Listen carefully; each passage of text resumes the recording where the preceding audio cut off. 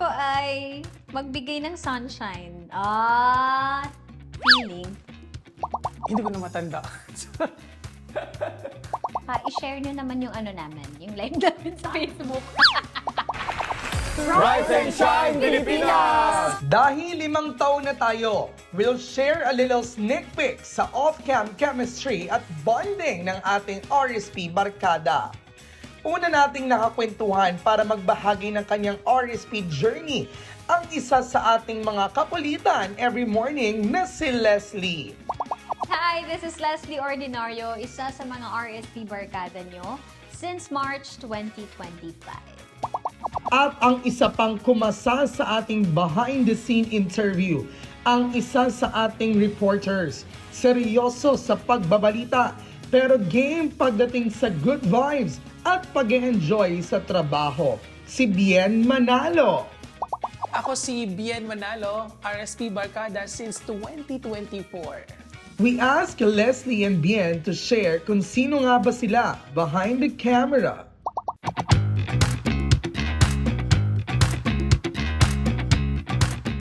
First impression nung nag-join ako, ano ba?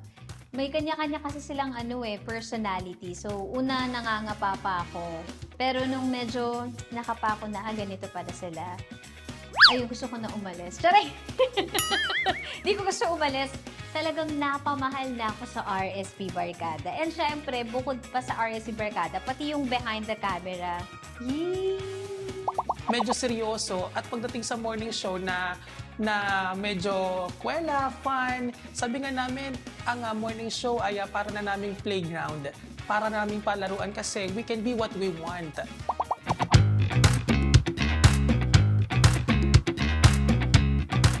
Siguro masasabi ko na nakakapagad ako ng kasayahan, ng tuwa, at pagbibigay ng ngiti sa ating mga ka-RSP every morning. Isa din sa magbibigay ng ng sunshine. Sunshine? Sunshine. Parang I bring extra color sa RSP Barkada. Medyo may pagka-serious din kasi sila. So parang ako naman taga-basag. Taga-break ng ice.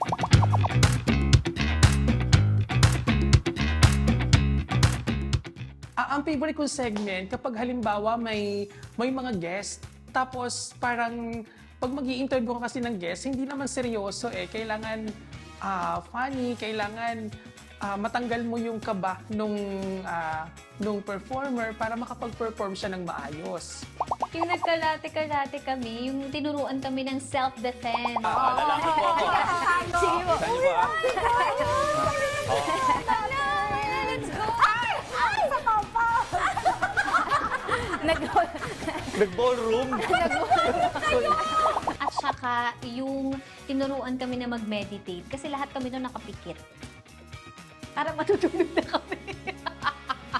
And then we just close our eyes. Your waist, down to your legs, down to your feet. And I just invite you to become aware of your surrounding. Nakaka-relax. Gusto ko na Sana matulog. nasabayan tayo ng ating mga ka-RSP, Gusto ko na matulog. So yun, short version lang yun. Tuloy-tuloy lang natin. Tuloy-tuloy natin to.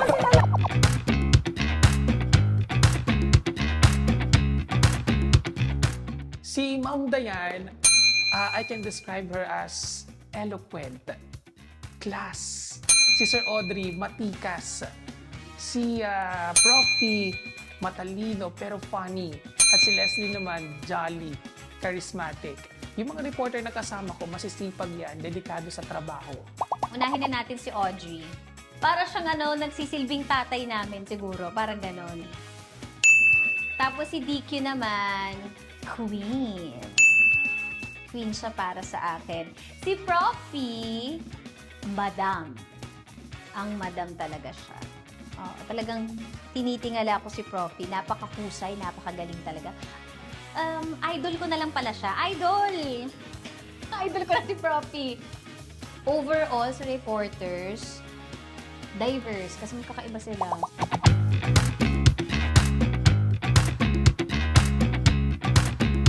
Unang-una gusto ko muna magpasalamat sa RSP dahil binigyan kami ng pagkakataon na maging bahagi ng RSP Barkada, makapagbigay ng hindi lamang ng serbisyo publiko sa ating mga kababayan, kundi makapagbigay din ng saya at ngiti sa bawat labi ng ating mga ka-RSP. Masaya ako. 5 years na pala ang Rise and Shine Pilipinas at nakakatawa kasi naging parte rin ako sa 5th year ng Rise and Shine Pilipinas at hoping na mas maraming years pa naming makasama. Siyempre, mga RSP Barkada at kayo rin, mga ka-RSP. Ako si Glenn Manalo, ang isa sa mga sunshine ng Rise and Shine Pilipinas. Ako pa rin po si Leslie Ordinario, ang daldalita na naghahatid ng sunshine sa Rise and Shine Pilipinas. Yeah! Happy anniversary!